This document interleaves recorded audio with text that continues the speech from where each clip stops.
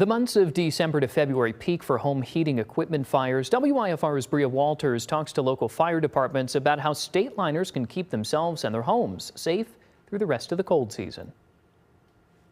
Do the best you can without involving any open flames. With winter systems in high gear, fire departments are on high alert. It's because departments all over the U.S. responded to an estimated average of 37,000 home heating equipment fires from 2020 to 2024, according to the National Fire Protection Association. That's a big part due to the cold weather conditions that we experience in this time.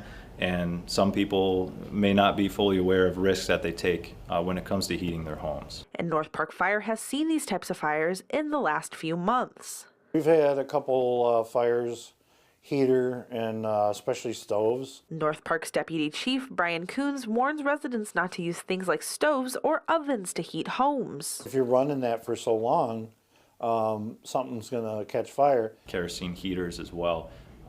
You never know what somebody could be thinking when they decide to try that out. And even with fireplaces, furnaces, and space heaters, there are things to be aware of. Proper care for these heating sources in the home is very important. Taking care of your furnace filters, taking care of your fireplace chimneys. This prevention and knowledge of safety protects professionals and families when temperatures are low. Anything that the public can do to be safe and be responsible, that alleviates the chances of us being hurt. In the state line, Bria Walters, WIFR News. Well, first responders recommend checking all fire and carbon monoxide alarms for low batteries and other issues. If you need help, call your local fire department's non-emergency numbers.